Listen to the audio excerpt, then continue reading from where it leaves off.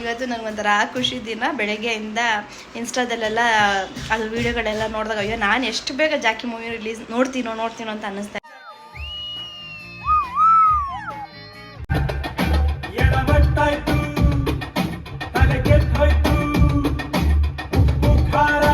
ಇವಾಗ ಬೆಳ್ಳುಳ್ಳಿ ಕಬಾಬ್ ಫುಲ್ ಟ್ರೆಂಡಿಂಗಲ್ಲಿದೆ ಅಲ್ವಾ. ಸೊ ಬೆಳ್ಳುಳ್ಳಿ ಕಬಾಬ್ ಅಷ್ಟೇ ಚೆನ್ನಾಗಿರೋ ಈರುಳ್ಳಿ ಚಿಕನ್ ಮಾಡ್ತಾ ಇದ್ದೀನಿ. ಈರುಳ್ಳಿ ಹಾಕಿದ ತಕ್ಷಣ ಚಟಪಟ ಅಂತ ಇದೆಯಾ.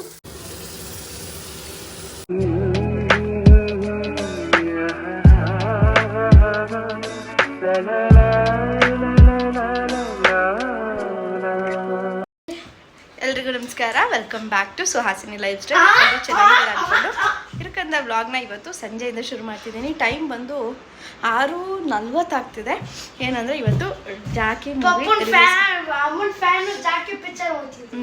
ಸೊ ಜಾಕಿ ಅಪ್ಪು ಸರ್ದು ಜಾಕಿ ಮೂವಿ ಇವತ್ತು ರಿಲೀಸ್ ಆಗ್ತಿದೆ. ಸೊ ಅದಕ್ಕೆ ನಾವು ನೋಡೋಣ ಅಂದ್ಬಿಟ್ಟು ಹೋಗ್ತಾ ಇದ್ದೀವಿ.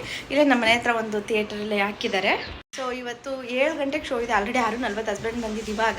ಹಾಗಾಗಿ ಟೀ ಕುಡಿದ್ಬಿಟ್ಟು ರೆಡಿ ಆದ್ರೆ ಅವರು ಕೂಡ ಪಟ್ಟಂತ ಹೊರಡ್ತಾ ಇದ್ದೀವಿ. ಒಂದು 15 ನಿಮಿಷ 20 ನಿಮಿಷ ಬೇಕು ಹೋಗೋಕ್ಕೆ. ಸೊ ಅಷ್ಟರಲ್ಲಿ ಹೋಗ್ತೀವಿ ಅಂತ ಹೊರಡ್ತಾ ಇದ್ದೀವಿ. ನಾನು ಸಾಮಾನ್ಯ ಹಸ್ಬೆಂಡ್ 3 ಜನ. ಸೊ ಇವತ್ತು ನನಗೊಂಥರ ಖುಷಿ ದಿನ. ಬೆಳಗ್ಗೆಯಿಂದ ಇನ್ಸ್ಟಾದಲ್ಲೆಲ್ಲ ಅದು ವಿಡಿಯೋಗಳೆಲ್ಲ ನೋಡಿದಾಗ ಅಯ್ಯೋ ನಾನು ಎಷ್ಟು ಬೇಗ ಜಾಕಿ ಮೂವಿ ರಿಲೀಸ್ ನೋಡ್ತೀನೋ ಅಂತ ಅನ್ನಿಸ್ತಾ ಇತ್ತು.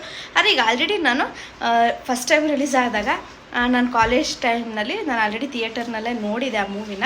ಬಟ್ ಆದ್ರೂ ಇವಾಗ ಅಪ್ಪು ಸರ್ ಇಲ್ವಲ್ಲ, ಹಾಗಾಗಿ ಒಂಥರ ಏನೋ ಮತ್ತೆ ಅವ್ರದ್ದು ಹೊಸ ಮೂವಿಗಳು ಯಾವುದು ಬರಲ್ವಲ್ಲ.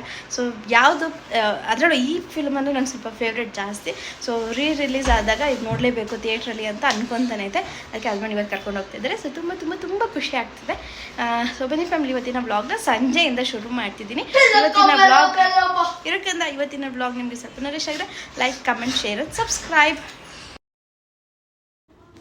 ಎಸ್ ಫ್ಯಾಮಿಲಿ, ಸೊ ಇವತ್ತು ನಾವು ಹೋಗ್ತಾ ಇರೋದು ಜಾಕಿ ರಿಲೀಸ್ ಫಿಲ್ಮ್ಗೆ. ಆಲ್ರೆಡಿ ನಾನು ಈ ಫಿಲ್ಮ್ನ ಥಿಯೇಟರ್ನಲ್ಲೇ ನೋಡಿದೆ. ಬಟ್ ಆವಾಗ ನೋಡೋದಕ್ಕೂ ಇವಾಗ ಅಪ್ಪು ಇಲ್ಲ ಅಂತ ಆದಮೇಲೆ ನೋಡೋದಕ್ಕೂ ಸ್ವಲ್ಪ ಡಿಫ್ರೆನ್ಸ್ ಇದೆ. ಹಾಗಾಗಿ ಹಸ್ಬೆಂಡ್ಗೆ ಹೇಳ್ತಾ ಇದ್ದೆ ನಾನು ನೋಡಬೇಕು ಅಂತ. ಸೊ ಅವ್ರು ರಿಲೀಸ್ ಆಗಿದ್ದ ದಿನವೇ ಹೋಗ್ತಾ ಇರುತ್ತೆ. ಹಾಗೆ ನನಗೆ ತುಂಬ ಲಕ್ಕಿ ಅನ್ನೋ ಥರ ಫೀಲ್ ಮಾಡ್ತೀನಿ. ಯಾಕೆಂದರೆ ನನಗೆ ಅವ್ರ ಜೊತೆಲಿ ಒಂದು ಫೋಟೋ ತೊಗೊಳ್ಳೋಂಥ ಅವಕಾಶ ಸಿಕ್ಕಿತ್ತು. ಸೊ ನನಗೊಂದು ಫೋಟೋ ಸಿಕ್ತು ಅವ್ರ ಜೊತೆಲಿ. ಹಾಗಾಗಿ ನಾನು ಆ ಫೋಟೋಸ್ ಫ್ಯಾನ್ಸ್ ಅನ್ಸ್ಕೊಳ್ಳೋರು ನಿಲ್ಲಿಸ್ಬೇಕು. ಯಾಕೆಂದರೆ ಅವರಿದ್ದಾಗ ಯಾವತ್ತೂ ಅದಕ್ಕೆಲ್ಲ ಅವ್ರು ಎನ್ಕರೇಜೇ ಮಾಡಿಲ್ಲ. ಸೊ ಅವ್ರು ಹೋದ್ಮೇಲೆ ಅವ್ರ ಹೆಸ್ರು ಹೇಳ್ಕೊಂಡು ಬೇಡದೇ ಇರೋ ಕೆಲಸಗಳು ಮಾಡೋದು ಅಥವಾ ಅವ್ರನ್ನ ನೆಗೆಟಿವ್ ಮಾಡೋದು ಅದೆಲ್ಲನೂ ಸ್ಟಾಪ್ ಮಾಡಿದ್ರೆ ಅಟ್ಲೀಸ್ಟ್ ಅವ್ರು ಎಲ್ಲಿರ್ತಾರೋ ಅಲ್ಲಿಂದ ಇನ್ನೂ ಖುಷಿ ಪಡ್ತಾರೆ. ಈಗಂತೂ ಅವ್ರು ಖುಷಿಯಾಗೇ ಇರ್ತಾರೆ. ಬಟ್ ಅದನ್ನೆಲ್ಲ ಸ್ಟಾಪ್ ಮಾಡಿದ್ರೆ ಇನ್ನೂ ಖುಷಿ ಆಗ್ತಾರೆ ಅಂತ ಅನಿಸುತ್ತೆ. ಸೊ ಇನ್ನು ಫಿಲ್ಮ್ ಬಗ್ಗೆ ಇದಿಷ್ಟೇ. ಸೊ ಎಸ್ ಫ್ಯಾಮಿಲಿ, ಫಿಲಮ್ ನೋಡ್ಕೊಂಡು ಬಂದಿದ್ದಾಯಿತು. ಹಾಗೆ ನಾನು ಫಿಲ್ಮ್ ಹೇಗಿತ್ತು ಅಂತ ಅಥವಾ ಹೇಗಿತ್ತು ಅಂತ ಎಲ್ರಿಗೂ ಗೊತ್ತಿರುತ್ತೆ.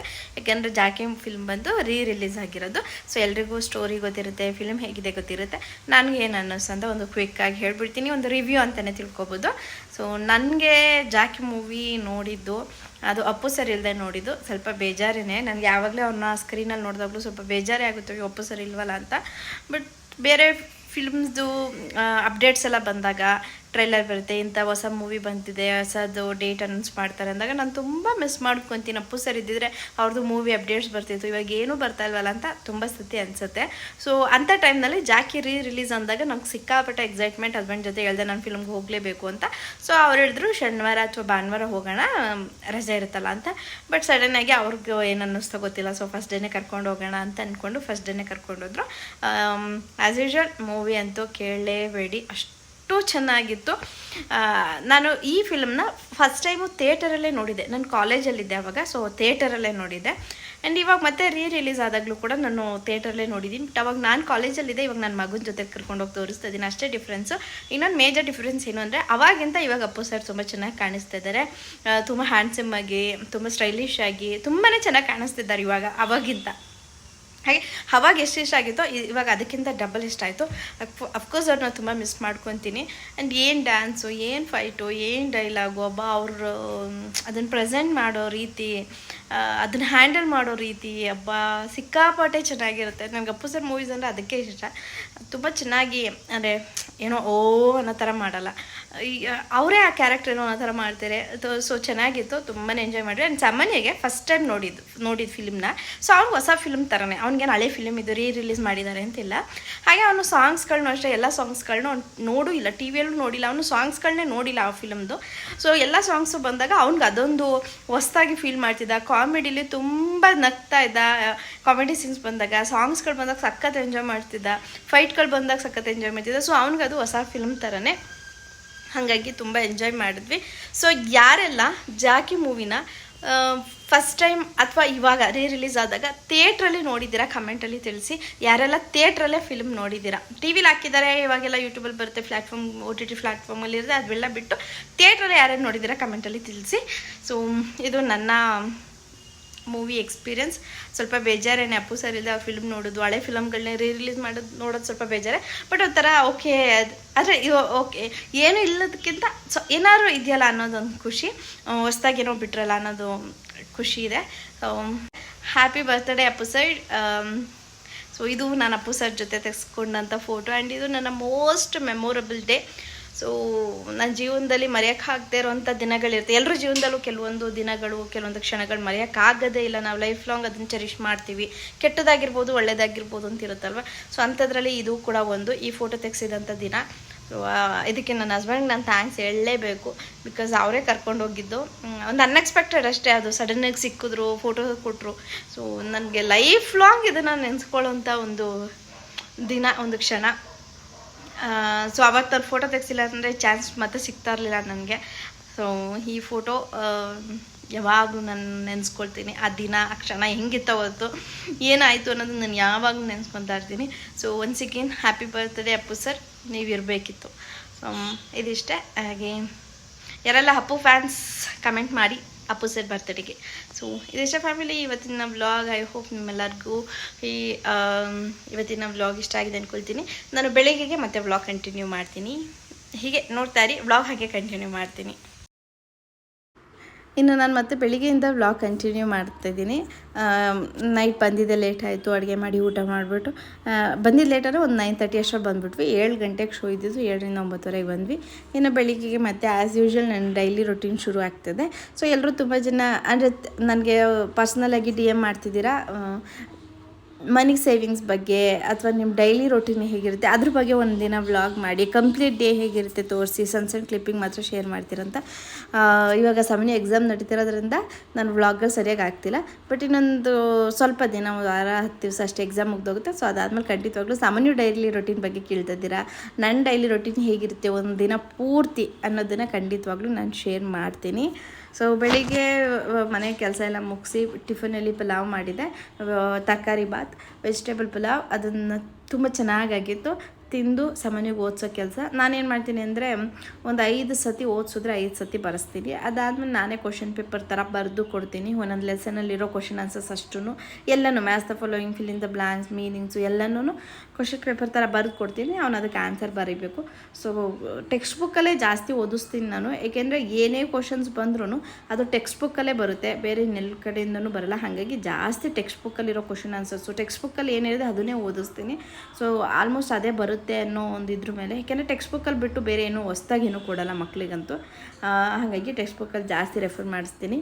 ಅದ್ರ ಜೊತೆಗೆ ಕ್ಲಾಸ್ ವರ್ಕಲ್ಲಿ ಏನಾದರೂ ಅದು ಬಿಟ್ಟು ಎಕ್ಸ್ಟ್ರಾ ಕ್ಲಾಸ್ ವರ್ಕಲ್ಲಿ ಬರ್ಸಿದ್ರೆ ಅದನ್ನು ರೆಫರ್ ಮಾಡಿಸ್ತೀನಿ. ಆ್ಯಂಡ್ ರಿವಿಷನ್ ಪ್ಯಾಟರ್ನ್ ಕೊಟ್ಟಿರ್ತಾರೆ, ಅಂದರೆ ಯಾವ ಮೇನ್ ಆದಮೇಲೆ ಯಾವ ಮೇನ್ ಬರುತ್ತೆ. First main fill in the blanks ಇರ್ತದೆ, second main maths the following, ಅಥವಾ third main choose the correct answer, fourth main question answers, fifth main ಇನ್ನೊಂದೇನೋ, ಆ ಥರ ಏನು ಬರುತ್ತೆ ಅನ್ನೋದನ್ನು ಒಂದು ಮಾಡೆಲ್ ಕ್ವಶನ್ ಪೇಪರ್ ಥರ ರಿವಿಷನ್ ಕೊಟ್ಟಿರ್ತಾರೆ. ಸೊ ಅದ್ರ ಪ್ರಕಾರ ಕ್ವಶನ್ ಪೇಪರ್ ಬರುತ್ತೆ. ಹಾಗಾಗಿ ಆ ಪ್ಯಾಟರ್ನಲ್ಲಿ ಓದಿಸ್ಕೊಂಡ್ರೆ ಆಯಿತು. ಅಂದರೆ first main fill in the blanks ಬರುತ್ತೆ ಅಂದರೆ ಟೆಕ್ಸ್ಟ್ ಬುಕ್ಕಲ್ಲಿರೋ ಅಷ್ಟು ಲೆಸನ್ದು ಅಷ್ಟು ಫಿಲ್ ಇನ್ ದ ಬ್ಲಾಂಕ್ಸ್ನ ಓದಿಸ್ಬಿಡ್ತೀನಿ. ಸೊ ಎಸ್ ಫ್ಯಾಮಿಲಿ, ಇವತ್ತು ನೈಟ್ ಊಟಕ್ಕೆ ಇವಾಗ ಬೆಳ್ಳುಳ್ಳಿ ಕಬಾಬ್ ಫುಲ್ ಟ್ರೆಂಡಿಂಗಲ್ಲಿದೆ ಅಲ್ವಾ. ಸೊ ಬೆಳ್ಳುಳ್ಳಿ ಕಬಾಬ್ ಅಷ್ಟೇ ಚೆನ್ನಾಗಿರೋ ಈರುಳ್ಳಿ ಚಿಕನ್ ಮಾಡ್ತಾಯಿದ್ದೀನಿ. ಅದಕ್ಕೆ ಈರುಳ್ಳಿ ಸ್ವಲ್ಪ ಜಾಸ್ತಿ ಕಟ್ ಮಾಡಿ ಇಟ್ಕೊಂಡಿದ್ದೀನಿ. ಇದು ಚಿಕನ್ ಫ್ರೈ ಮಾಡೋದಕ್ಕೆ, ಅಂದರೆ ಸ್ವಲ್ಪ ಗ್ರೇವಿ ಥರ ಇರುತ್ತೆ. ನೀವು ಚಪಾತಿ, ಪೂರಿ, ಮುದ್ದೆ, ರೊಟ್ಟಿ, ಇಡ್ಲಿ, ದೋಸೆ ಏನು ಬೇಕಾದ್ರೂ ತಿನ್ಬೋದು ಅದಕ್ಕೆ. ಆ್ಯಂಡ್ ಇದಿಷ್ಟು ಮಸಾಲೆ ರುಬ್ಕೊಳ್ಳೋದಕ್ಕೆ. ಆ್ಯಂಡ್ ನಾನು ಯಾವಾಗ ಚಿಕನ್ ಗ್ರೇವಿ ಮಾಡಿದಾಗಲೂ ಕರ್ಬೇವಿನ ಸೊಪ್ಪು ಯೂಸ್ ಮಾಡ್ತೀನಿ, ಅದು ಒಳ್ಳೆ ಫ್ಲೇವರ್ ಕೊಡುತ್ತೆ ಅಂತ. ಸೊ ಬೆಳ್ಳುಳ್ಳಿ ಕಬಾಬ್ ಥರ ಇದು ಈರುಳ್ಳಿ ಚಿಕನ್. ಸೊ ಹೇಗೆ ಮಾಡೋದು ಫಟಾಫಟ್ ಅಂತ ಬೇಗ ರೆಸಿಪಿ ಶೇರ್ ಮಾಡಿಬಿಡ್ತೀನಿ. ಸೊ ಫಸ್ಟು ಮಸಾಲೆ ಫ್ರೈ ಮಾಡ್ಕೊಳ್ಳೋದಕ್ಕೆ ಅದು ಹುರ್ಕೊಳ್ಳೋಣ ಮಸಾಲೆನ. ಅದಕ್ಕೆ ಒಂದು ಪ್ಯಾನ್ ಇಟ್ಕೊಂಡಿದ್ದೀನಿ. ಪ್ಯಾನ್ ಬಿಸಿ ಆದಾಗ ಸ್ವಲ್ಪ ಎಣ್ಣೆ ಹಾಕೋಣ. ಸ್ವಲ್ಪನೇ ಸಾಕು ಎಣ್ಣೆ ಸ್ವಲ್ಪ ಬಿಸಿ ಆಗ್ತಿದೆ ಅಂದಾಗ ಅದಕ್ಕೆ ಸೋಂಪು ಕಾಳು ಹಾಕ್ಕೊತಾ ಇದ್ದೀನಿ. ಒಂದು ಅರ್ಧ ಸ್ಪೂನಷ್ಟು ಸೋಂಪು ಕಾಳು, ಮತ್ತು ಒಂದು 2 ಪೀಸಷ್ಟು ಚಕ್ಕೆ, ಒಂದು ಲವಂಗ, ಇದಿಷ್ಟು ಹುರ್ಕೊಳ್ಳೋಣ. ಇವಾಗ ಸೋಂಪು ಕಾಳೆಲ್ಲ ಸ್ವಲ್ಪ ಸಿಡಿತಾ ಇದೆ ಅಂದಾಗ ನಾನು 1 ಗೆಡ್ಡೆಯಷ್ಟು ಬೆಳ್ಳುಳ್ಳಿ ತೊಗೊಂಡಿದ್ದೀನಿ.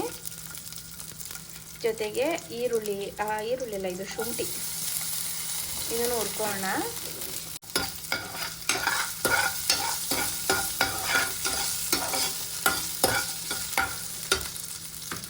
ಸೊ ಇವಾಗ ಅದು ಘಮ್ ಅಂತ ಪರಿಮಳ ಬರುತ್ತೆ. ಸೋಂಪು ಕಾಳು ಚಕ್ಕೆ ಎಲ್ಲ ಹಾಕಿರ್ತೀವಲ್ಲ, ಅದ್ರ ಜೊತೆಗೆ ಶುಂಠಿ ಬೆಳ್ಳುಳ್ಳಿ ಹಾಕಿದ ತಕ್ಷಣ ಈಗ ಇದಕ್ಕೆ 1 ಈರುಳ್ಳಿ ಹಾಕೊಂಡಿದ್ದೀನಿ.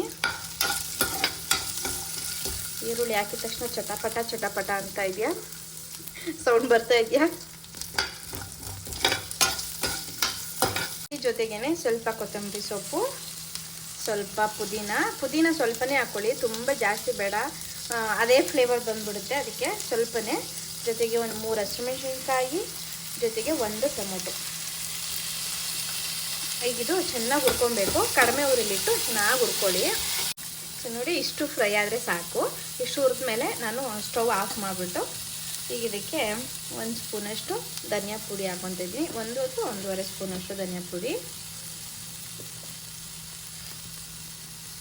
ಅದ್ರ ಜೊತೆಗೆ ಸ್ವಲ್ಪ ತೆಂಗಿನಕಾಯಿ, ಕೊಬ್ಬರಿನೂ ಹಾಕೋಬೋದು, ತೆಂಗಿನಕಾಯಿನೂ ಕೂಡ ಹಾಕೋಬೋದು. ಸ್ವಲ್ಪನೇ 1 ಸ್ಪೂನಷ್ಟು ಆದರೆ ಸಾಕು, ತುಂಬ ಜಾಸ್ತಿ ಬೇಡ. ಮತ್ತು ಒಂದು 4 ಪೀಸಷ್ಟು ಗೋಡಂಬಿ ಕೂಡ ಹಾಕ್ಕೊಂಡಿದ್ದೀನಿ. ಅಷ್ಟೇ. ಈಗ ಸ್ಟವ್ ಆಫ್ ಮಾಡಿದ್ದೀನಿ. ಇದು ಏನು ಉರಿಯೋದು ಬೇಡ, ಹಿಂಗೆ ಬಿಟ್ಬಿಟ್ಟು ತಣ್ಣಗಾದ್ಮೇಲೆ ನುಣ್ಣಗೆ ರುಬ್ಕೋಬೇಕು. ಸೊ ಇನ್ನು ಒಂದು ಕುಕ್ಕರಲ್ಲಿ, ನಾನು ಕುಕ್ಕರಲ್ಲೇ ಮಾಡಿಬಿಡ್ತಾಯಿದ್ದೀನಿ. ನೀವು ಬೇಕಂದರೆ ಪಾತ್ರೆನಲ್ಲಿ ಮಾಡ್ಕೋಬೋದು. ಬಟ್ ಕುಕ್ಕರಲ್ಲಿ ಮಾಡಿ 1 ವಿಜಿಲ್ ಬರ್ಸಿದ್ರೆ ಗ್ರೇವಿ ಕರೆಕ್ಟಾಗಿ ಬರುತ್ತೆ. ಸೊ ಒಂದು ಕುಕ್ಕರಲ್ಲಿ ಸ್ವಲ್ಪ ಎಣ್ಣೆ ಹಾಕ್ಕೊಂಡಿದ್ದೀನಿ. ಎಣ್ಣೆ ಕಾದಿದೆ ಅಂದಾಗ ನಾನು ಇಲ್ಲಿ ಕೊಬ್ಬರಿ ಎಣ್ಣೆ ಯೂಸ್ ಮಾಡ್ತಿದ್ದೀನಿ. ನೀವು ಮಾಮೂಲಿ ಯಾವ್ದಾದ್ರು ಎಣ್ಣೆ ನೀವು ಬಳಸ್ಬೋದು. ಅಂದರೆ ಅಡುಗೆಗೆ ನೀವು ಯಾವ ಎಣ್ಣೆ ಬಳಸ್ತೀರ ಅದನ್ನು ಹಾಕೋಬೋದು. ಅದಕ್ಕೆ ಜೊತೆಗೆ ಸ್ವಲ್ಪ ಕರಿಬೇವಿನ ಸೊಪ್ಪು, ಸ್ವಲ್ಪ ಜಾಸ್ತಿ ಈರುಳ್ಳಿ ಹಾಕ್ಕೊತಾ ಇದ್ದೀನಿ. ಸೊ ನಾನು ಮೊದಲು ಅಂದರೆ ಇತ್ತೀಚೆಗೆ ನಾನ್ ವೆಜ್ ರೆಸಿಪಿ, ಅದರಲ್ಲಿ ಚಿಕನ್ ರೆಸಿಪಿ ತೋರಿಸೋದನ್ನೇ ಸ್ಟಾಪ್ ಮಾಡಿಬಿಟ್ಟಿದೆ. ಬಟ್ ತುಂಬ ಜನ ನನಗೆ ಕೇಳ್ತಾ ಇದ್ದೀರಿ ಈಸಿಯಾಗಿ ಅದನ್ನು ಅಂದರೆ ರೆಸಿಪಿಗಳು ಮಾಡ್ತೀರಾ, ಸೊ ಶೇರ್ ಮಾಡಿ ಅಕ್ಕ ಅಂತ. ಹಾಗಾಗಿ ಯಾರಿಗೆಲ್ಲ ಯೂಸ್ಫುಲ್ ಆಗುತ್ತೆ ಅವ್ರಿಗೆ ಶೇರ್ ಮಾಡ್ತಿದ್ದೀನಿ. ಸೊ ಈ ಚಿಕನ್ ಜೊತೆಗೆ ಸ್ವಲ್ಪ ಅರಿಶಿನ ಉಪ್ಪು ಸೇರಿಸಿ ಚೆನ್ನಾಗಿ ಹುರ್ಕೊಬೇಕು. ಸ್ವಲ್ಪ ಫ್ರೈ ಆಗ್ತಿದೆ ಅಂದಾಗ ಮಸಾಲೆ ಏನು ರುಬ್ಕೊಂಡಿದ್ವಿ ಅದನ್ನು ಹಾಕಿ 1 ವಿಜಿಲ್ ಬರ್ಸಿದ್ರೆ ಗ್ರೇವಿ ರೆಡಿ ಆಗುತ್ತೆ. ನೀವು ಮುದ್ದೆ ಚಪಾತಿ ಯಾವ ಜೊತೆಗಾದ್ರೂ ತುಂಬ ಒಳ್ಳೆ ಕಾಂಬಿನೇಷನು. ಸ್ವಲ್ಪ ಗೋಡಂಬಿ ಕಾಯಿ ಹಾಕಿರೋದ್ರಿಂದ ಸ್ವಲ್ಪ ರಿಚ್ ಫೀಲ್ ಕೂಡ ಕೊಡುತ್ತೆ. ಸೊ ಐ ಹೋಪ್ ನಿಮಗೆ ಈ ರೆಸಿಪಿ ಇಷ್ಟ ಆಗಿದೆ ಅಂದ್ಕೊಳ್ತೀನಿ. ತುಂಬ ಈಸಿಯಾಗಿ ಮಾಡ್ಕೋಬೋದು. ಮತ್ತು ಹೊಸ ವ್ಲಾಗ್ ಜೊತೆ ವಾಪಸ್ ಬರ್ತೀನಿ ಫ್ಯಾಮಿಲಿ. ಸೊ ಯಾರೆಲ್ಲ ಈ ವ್ಲಾಗ್ ನೋಡಿದ್ದೀರಾ, thank you so much. Vlog ಸ್ವಲ್ಪ ಇಷ್ಟ ಆಗಿದ್ರೆ like, comment, share and subscribe. ಮತ್ತು ಹೊಸ ವ್ಲಾಗ್ ಜೊತೆ ವಾಪಸ್ ಬರ್ತೀನಿ. ಆ್ಯಂಡ್ ಹೀಗೆ ಸಪೋರ್ಟ್ ಮಾಡ್ತಾಯಿರಿ. ಚಿಕನ್ ಗ್ರೇವಿ ಇಷ್ಟ ಆಯಿತಾ ರೆಸಿಪಿ ಕಮೆಂಟಲ್ಲಿ ತಿಳಿಸಿ. ಒನ್ಸಿಗೆ